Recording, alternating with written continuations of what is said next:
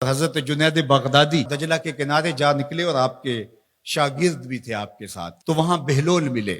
بہلول ایک مجذوب تھے، تو کہا کہ چلیے ان سے ذرا بات کرتے ہیں۔ تو شاگردوں نے کہا یہ تو ایک دیوانہ شخص ہے اور آپ اس سے کیا ملیں گے؟ آپ اتنے پڑھے لکھے عالم اور اتنے بڑے فقیہ اور صوفی، اور ایک دیوانے شخص سے آپ ملیں گے؟ دنیا اس کو دیوانہ کہتی تھی، بہلول دیوانہ۔ لیکن سعدی بولے کہ سعدیہ نزدیک رائے عاشقاں، خلق مجنونند و مجنو عاقل است، کا اصل تو عاقل یہ لوگ ہیں۔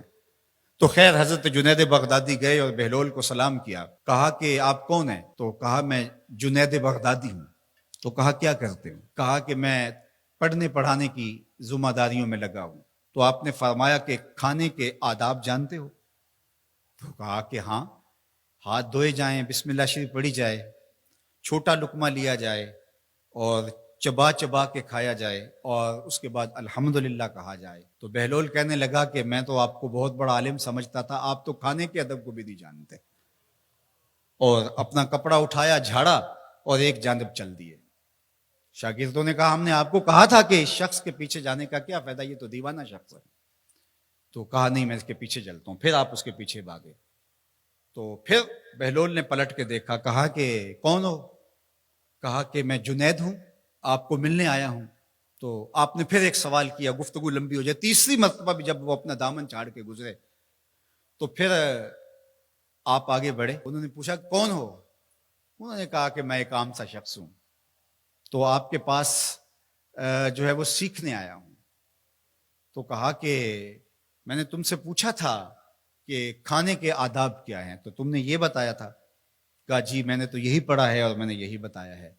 تو کہا کھانے کا سب سے پہلا ادب یہ ہے کہ لقمہ حلال کا ہو، باقی لقمے چھوٹے چھوٹے توڑ کے کھائے یا چبا چبا کے کھائے یا جو ہے وہ پانی پہلے پیے یا بعد میں پیے، کہا یہ باتیں بات کی ہے۔ سب سے پہلا ادب کھانے کا یہ ہے کہ لقمہ طیب ہو، لقمہ طاہر ہو، لقمہ پاکیزہ ہو۔ اللہ اکبر۔ تو ہمارے رب نے ہمیں پاکیزہ رزق کھانے کی تلقین فرمائی ہے۔ تو اللہ کے محبوب علیہ السلام نے اس شخص کا ذکر کیا جو لمبا سفر کر کے آیا اور وہ کعبۃ اللہ کے سامنے کھڑا، وہ اللہ تعالیٰ جل شانہ کو پکارتا ہے اور کیا کہتا ہے؟ یا رب یا رب۔ اشعث اغبر، اس کے بال بکھرے ہوئے ہیں اور اس کا لباس پھٹا ہوا ہے، پتہ گندہ سی حالت ہے، اور اللہ کے گھر کے سامنے کھڑا ہے، لمبے لمبے ہاتھ کر کے دعا مانگ رہا ہے، یا رب اے میرے اللہ اے میرے اللہ۔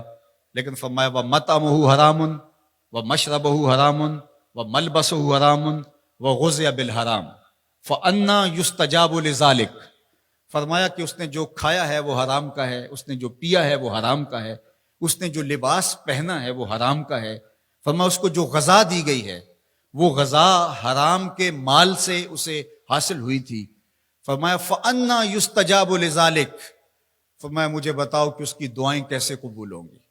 وہ کعبۃ اللہ کے پردے کو تھام کے کھڑا ہے، ملتزم سے لپٹ کے رو رہا ہے، وہ حتیم میں کھڑا ہے، وہ کعبہ کے اندر بھی چلا گیا، کعبہ کی چھت پہ سقف بیت اللہ پہ بھی کھڑا ہے، مطاف میں کھڑا ہے، وہ حجر اسود کے ساتھ لپٹ کے دعائیں مانگ رہا ہے، مقام ابراہیم کے پاس کھڑا ہو کے دعائیں مانگ رہا ہے۔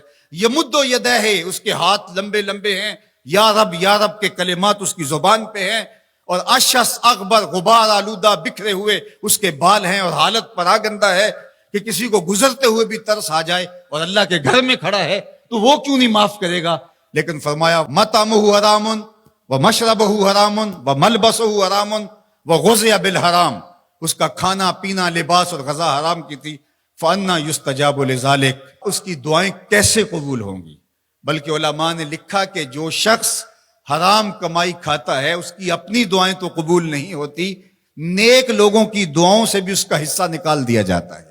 جب اللہ کے بندے اولیاء کاملین دعائیں مانگتے ہیں اور وہ پوری امت کے لیے پوری قوم کے لیے مانگ رہے ہوتے ہیں، لیکن اس شخص کا حصہ نکال دیا جاتا ہے جس کا رزق پاکیزہ نہیں ہے۔ اس لیے رزق کی پاکیزگی یہ بہت اہم ہے۔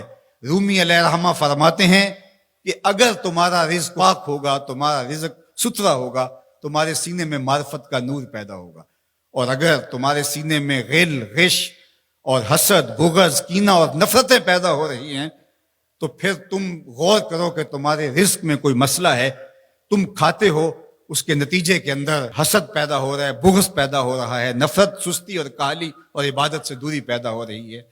جو رزق حلال ہے وہ عبادت کے لیے تقویت پیدا کرتا ہے، وہ تمہیں سچائی کی زندگی گزارنے کی طرف راغب کرتا ہے۔ تو اہم ترین چیز جو ہے وہ رزق کی پاکیزگی ہے،